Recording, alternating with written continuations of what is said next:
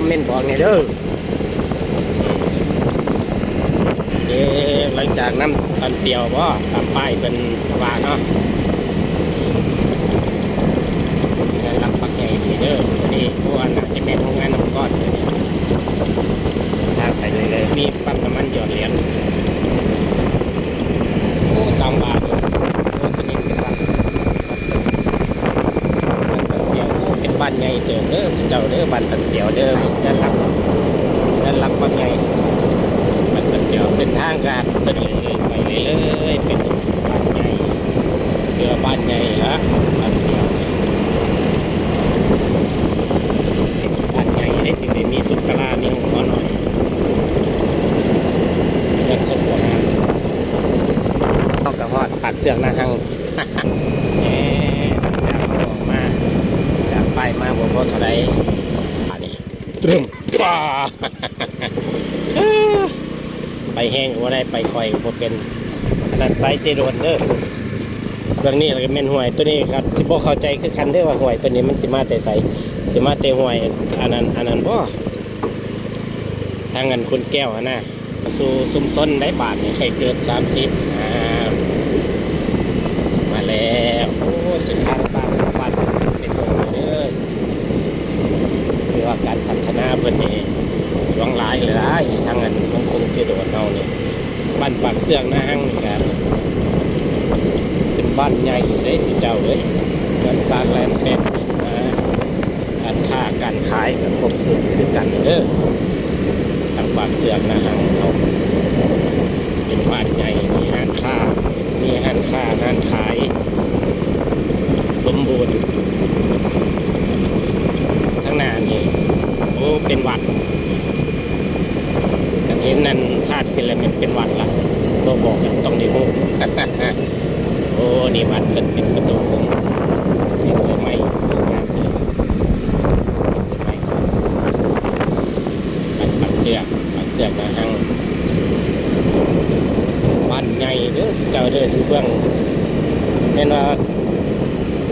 จะอยู่เข้มเซ่ไปเนาะอยู่ภาคเบื้องขวาเป็นตรงไหนตรงหน้าแม่นบ้านมาอยู่บ้างเบื้องซ้ายมือนี่แปะแคมเซไปเลยโอ้ยาวเป็นบ้านใหญ่บ้านยาวไปตามแคมเซสำหรับปากเสียงนะครับวิ่งต่อเบิ่งทิวทัศน์ไปเรื่อยๆจนกว่าจะฮอดเป้าหมาย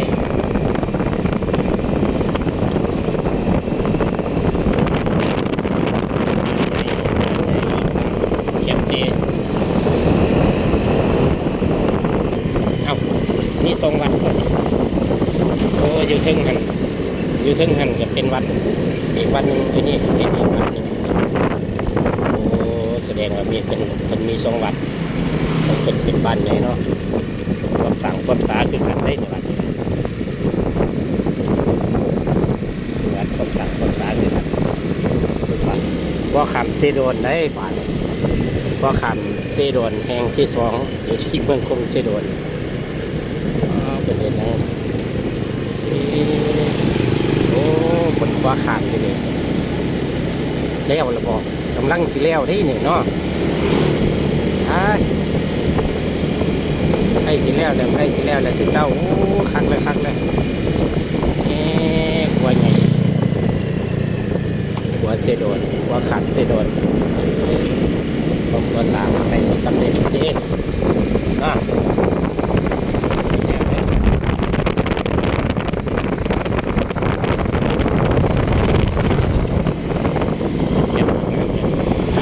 ไปต่อตามทางเลย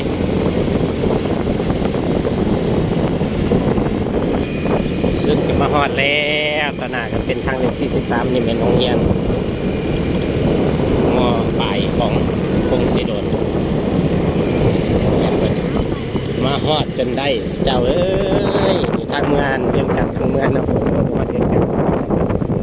แต่ว่าทางใต้เฮานี่ก็สิเลี้ยวลงเรือทางใต้ไปหั่นใช้โทรศัพท์จุดประสงค์ประเด็นเนาะเป็นวันนี้เป็นโรงเรียน